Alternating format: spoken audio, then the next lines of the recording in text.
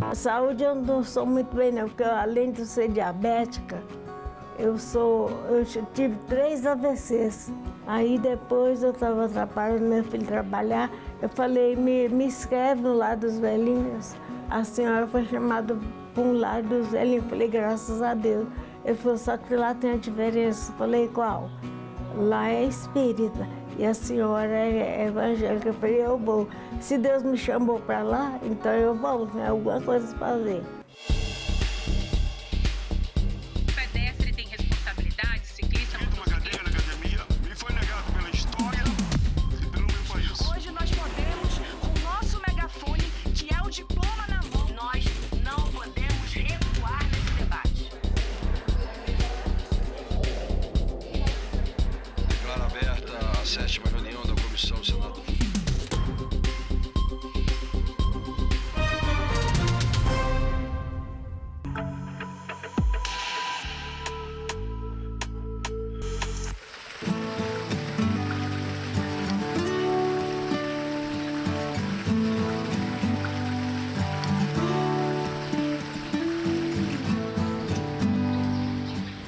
O tempo é mesmo inexorável, passa para todo mundo. Para uns, de forma mais branda, para outros, tempos difíceis. Mas, sem exceção, são muitas histórias para contar. O que o senhor acha da palavra idoso? Muito bom, né? Significa que a pessoa já viveu bem, não é? Já tem uma idade boa. Eu não vejo um peso nessa palavra, porque se eu já cheguei nessa fase de idoso, é porque eu já deixei muita estrada para trás. Muita água eu já vi passando por baixo da ponte e elas não voltaram.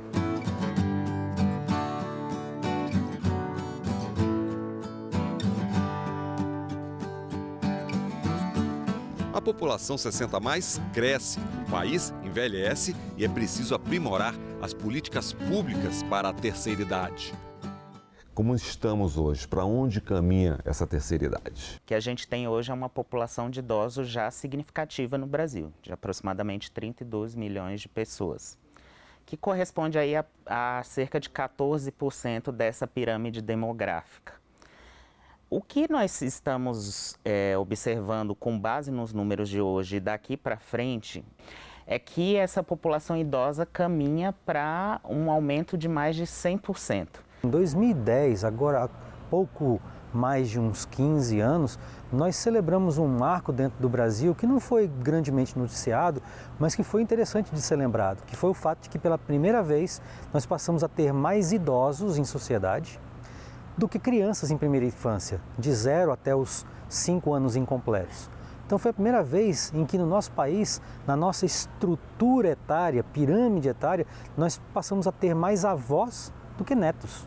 Até 2050, nós vamos celebrar o momento em que nós vamos atingir uma revolução da longevidade, com o Brasil tendo pela primeira vez mais idosos, 60 anos ou mais, do que jovens no geral. E quando eu falo jovens, ali contabilizados do 0 até os 19 anos, chegando aos 20. Isso vai ter uma consequência do ponto de vista das políticas públicas, porque se você tem uma sociedade que envelhece, você tem também demandas específicas que tomam a centralidade, o protagonismo da agenda pública. A maioria dos países ditos do primeiro mundo, né, ficaram ricos antes de ficar velhos. E aqui é o contrário, a gente está caminhando para um envelhecimento populacional muito grande. Eu acho que a parte da população que mais cresce é a faixa da população idosa, sem que a gente tenha resolvido problemas básicos, né,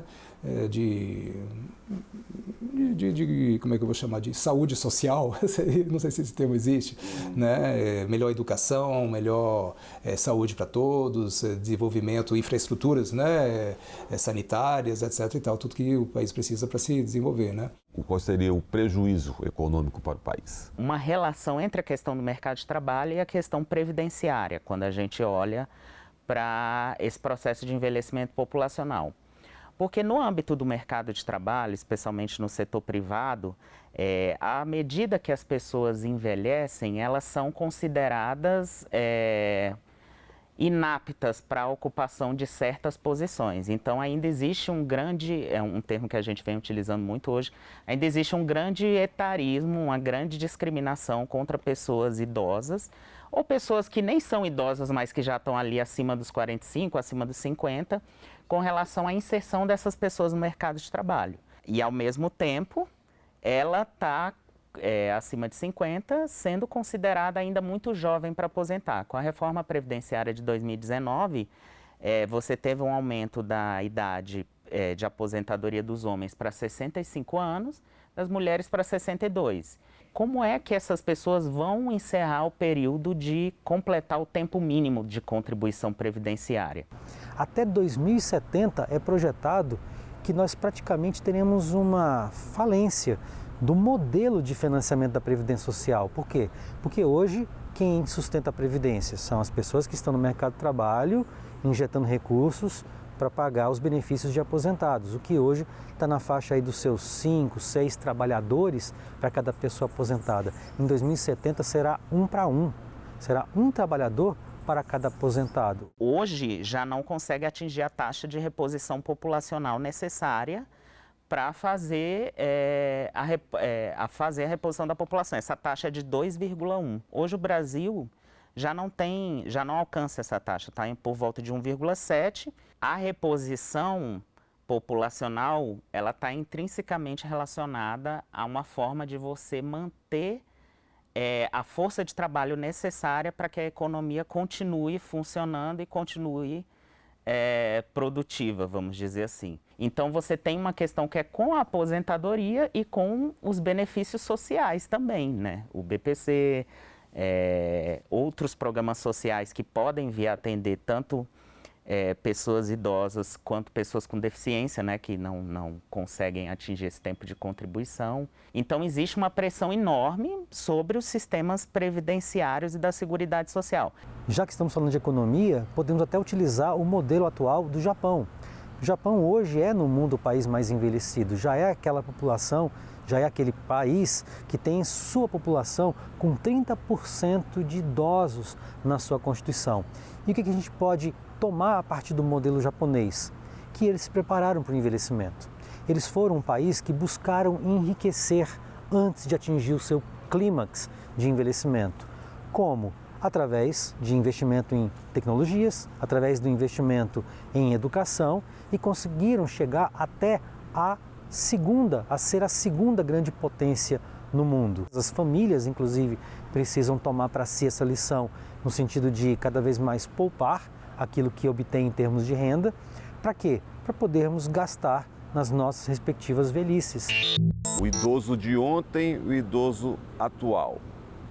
Melhoramos, pioramos nesse cuidado. Houve progressos, houve melhorias, no sentido de que nós deixamos de ser um país em que vários benefícios sociais, vários serviços, né, ao público que envelhece, às pessoas, né, que atingem seus 60 anos ou mais de idade, deixaram de ser meras gratuidades, né, ou concessões fornecidas pelo Estado e passaram a ser direitos, né, direitos que a pessoa tem de envelhecer com dignidade e, portanto, podendo contar com, por exemplo, um benefício de prestação continuada, que lhe assegure uma renda mínima, também podendo contar com, eventualmente, o apoio de instituições de longa permanência, os antigos asilos, mas que hoje ganham essa denominação nova de instituição de longa permanência, que funcionam como casas, como residências com que as pessoas podem contar quando não podem mais ter um apoio, por exemplo, de um núcleo familiar. Eu estou com 86 anos, estou aqui no lar dos velhinhos. E estou contente de estar aqui, porque aqui é lar dos velhinhos. Tem gente que não gosta de ser chamada de velho, mas eu sei que eu sou velha. Hoje eu já sou avó, sou bisavó. Quantos anos o senhor já está aqui? Eu já estou nos 14 anos, entrei para 14 anos. Pega amor pelo lugar, pelas pessoas, por tudo, pelo espaço que é grande. Quando eu fiquei muito doente, tive 6 meses internada aqui no Hospital de Sobradinho. A assistente social desta casa maravilhosa foi lá conversar comigo. Aí eu falei, asilo, casa de idoso, prefiro ir para o cemitério. foram embora. Aí depois voltaram, eu já estava com a cabeça mais fresca. Falei, vou tentar. Pode me levar que eu vou tentar. Aí quando eu cheguei aqui há 7 anos atrás, eu cheguei na ambulância, cadeirante, porque eu tinha cirurgia na perna, não podia andar. E essa casa, para mim, eu vou te dizer, para mim é um paraíso, porque aqui não me falta absolutamente nada.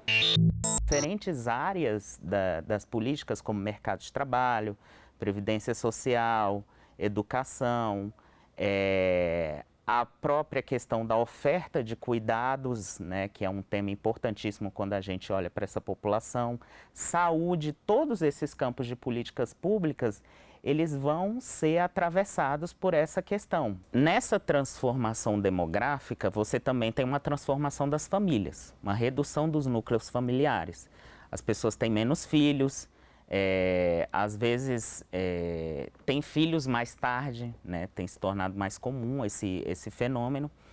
E nesse processo, o que existe é uma tendência de que a disponibilidade de cuidadores no interior da família diminua, até porque as mulheres, que são a maioria absoluta dessas cuidadoras familiares, elas têm se inserido cada vez mais no mercado de trabalho nas últimas décadas. O que se vê é a necessidade de olhar para formas de cuidado que estão para além da família. O idoso hoje é uma fonte de recursos. É um serviço que no nosso país ele está crescendo nesse sentido. Criar locais onde tenham casas mais adaptadas, né? Mas isso é uma outra população. A população que está aqui é uma população vulnerável. Quando a gente pensa no idoso que está lá dentro da casa, e muitas vezes a gente resgata, por exemplo, de idosos, famílias que são numa situação vulnerável, que precisam de ajuda. Muitas pessoas permanecem com os idosos dentro de casa porque a renda do idoso é o que ajuda a manter a família. Mas até que ponto a pessoa está cuidando bem desse idoso, né? Essas reconfigurações familiares, elas vão impondo também a necessidade de que as pessoas procurem essas instituições, justamente porque elas não contam com assistência no âmbito doméstico. Essas instituições de longa permanência são o que se tradicionalmente chamou e ainda se chama culturalmente de asilos, né? Mas hoje a gente usa mais o termo técnico ILPIs. O país está envelhecendo e talvez a gente não tenha os profissionais suficientes para suprir essa... Infelizmente. Embora a situação tenha melhorado nos últimos anos, ainda tem uma grande carência. Eu não sei exatamente agora quantos geriatras tem no Brasil. Há poucos anos atrás tinha 1000 e poucos para o Brasil. A gente tem que dar um jeito de fazer com que o médico de família tenha uma formação melhor na saúde do idoso. A gente pensa cuidador de idoso, o que precisa fazer? A gente acha que não tem muita coisa. Depende do idoso. Se for um idoso com uma doença neurológica, com alteração de comportamento, com risco de queda, ou cego, a gente tem que ter um cuidador minimamente preparado para lidar com essa pessoa, senão vai deixar a pessoa cair, não vai saber como reagir em determinada situação, vai ser caótico. E é o que a gente vê no dia a dia com os nossos pacientes. Tem projetos para regulamentar a profissão de cuidador, em debate na Comissão de Assuntos Econômicos do Senado.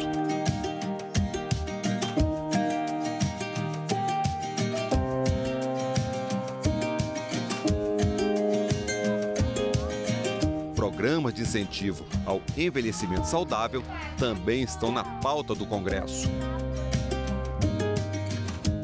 E tem proposta que altera a Constituição.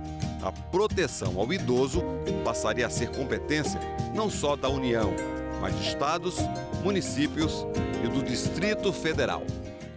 Olha, eu apresentei essa PEC exatamente porque o nosso país é um país continental.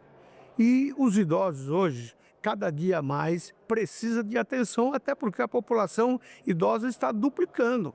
Então, nós precisamos criar política pública de atenção ao idoso, mas de acordo com as regiões do Brasil. Por isso, o nosso projeto da PEC é para descentralizar, dar oportunidade para que estados e distritos federais possam também atuar, criando leis e oportunidade para os nossos idosos.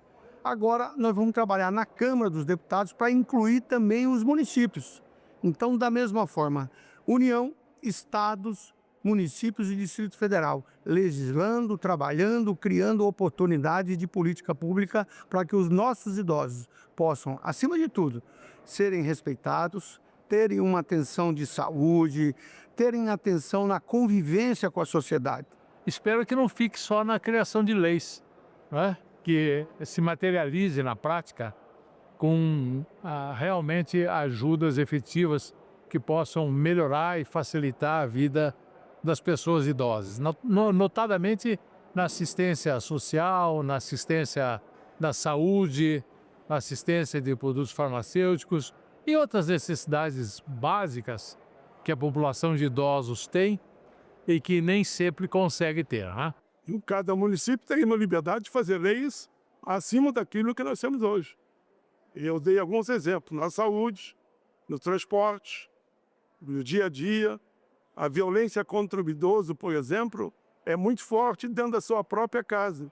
Os dados mostram que as agressões aos idosos surgem principalmente de seus familiares ou amigos próximos. Ora, se isso acontece nesse ou naquele município, a própria Câmara de Vereadores poderá tomar medidas que vão na linha de proteção aos idosos. Então é um movimento aberto, eu diria, fraternal, solidário, carinhoso e respeitoso com a nossa gente mais velha. A nossa população está indo, na verdade, para a terceira idade, envelhecendo e precisa envelhecer com qualidade de vida. Eu acho que essa proposta que nós estamos aprovando, ela força a criação de uma política pública mais arrojada e de uma política pública que contemple todas as necessidades da população idosa brasileira. A PEC 81 corrige uma omissão constitucional.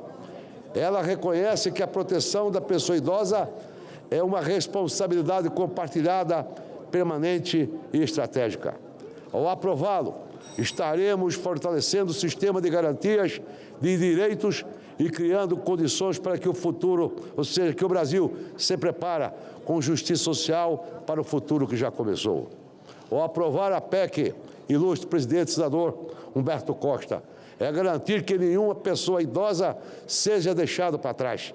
É reafirmar o compromisso desta casa com a dignidade humana em todas as fases da vida. E os recursos para isso, de onde vem? Bom, nós temos um convênio com a SEDES. A per capita vai direcionada totalmente... O que é a SEDES? É Secretaria de Estado de Desenvolvimento Social, não é isso? Acho que o nome completo é esse. E o recurso vai diretamente para a folha de pagamento.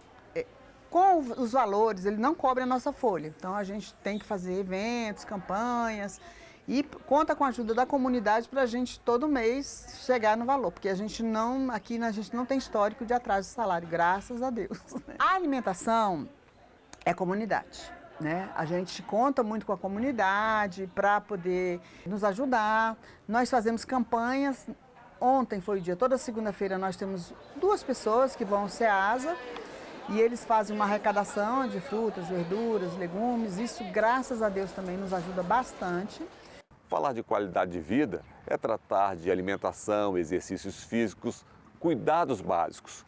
Mas quando o assunto é a terceira idade, é preciso buscar ainda mais um prazer, um propósito, aquilo que te motive a sair da cama todos os dias. Eu diria que o recado geral é tentar curtir a vida, simplesmente, viver um dia depois do outro. Quando a gente está bem, às vezes a gente negligencia a saúde. E depois a conta chega. Então tem que, obviamente, cuidar bem da pressão, cuidar bem da alimentação, se tiver diabetes, se tiver colesterol alto, etc., cuidar bem dessas doenças, fazer uma prevenção adequada, né?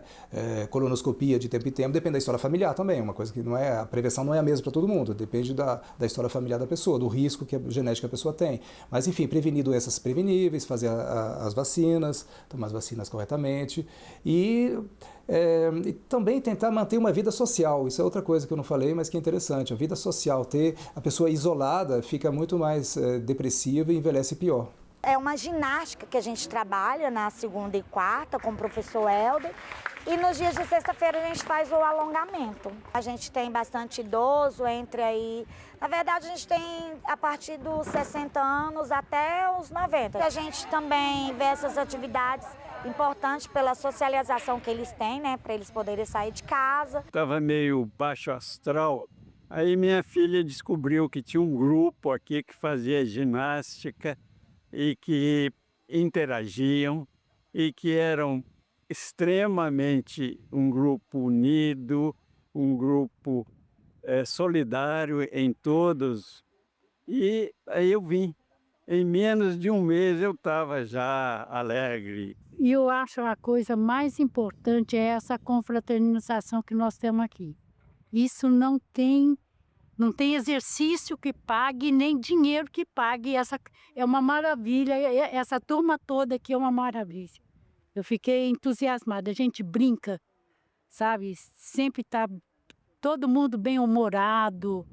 E é muito bom. Aqui ajuda na coordenação motora, no equilíbrio emocional, em todos os sentidos, né? Temos esses estagiários maravilhosos que dão apoio aos professores. Você precisa de massa muscular, você precisa de acordar que tem que crescer. A idade não vale derrubar. Por quê? Eu sempre falo, a idade biológica hoje não vale nada. Hoje é você que faz sua idade, você que faz sua desenvoltura e que você quiser saúde tem que começar por aqui.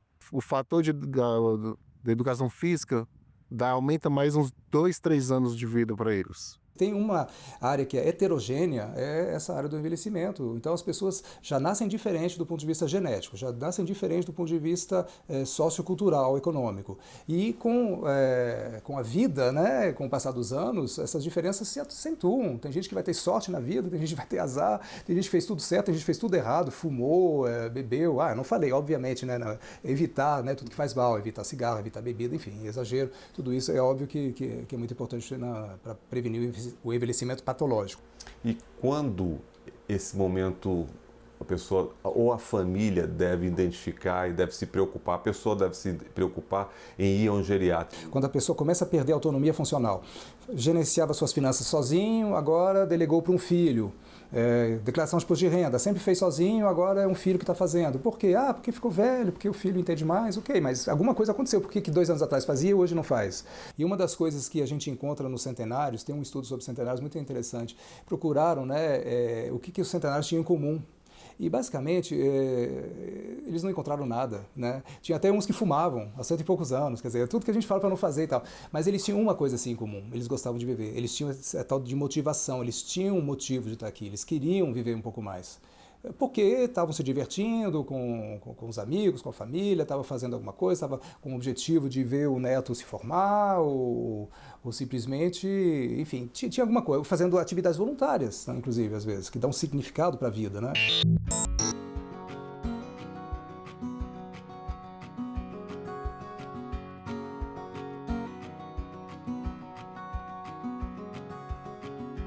Cuidado que você tem que ter com o idoso é paciência e responsabilidade. Você tem que dar amor para ele, porque se você der amor para o idoso, ele vai te retribuir. Como tem deles que não fala, não faz nada, mas te mostra um sorriso, te olha com carinho, porque muitas vezes a boca não consegue mais pronunciar palavras, mas os olhos pronunciam. Você tem uma família? Como é que hoje? Tem, graças a Deus, eu tenho 2 filhas. 2 filhas, tem um bocado de netos, não é? Bisnetos. São 10 netos, 5 de cada filha e 7 bisnetos. São muito carinhosos comigo. A mulher ligou aqui e falou assim, daí, Angelina, tudo bem? Falei, maravilhoso. Eu não lavo nem minha mão para comer. Tem quem vem jogar água, seca. O que eu quero mais? Por isso, eu amo esta casa. Mas eu posso dizer que o filho dos meus pais tem uma coisa que é mais importante em tudo, e eu achei que dentro, meus pais tinham amor por nós. E aqui nessa casa eu encontrei amor também. Olha pra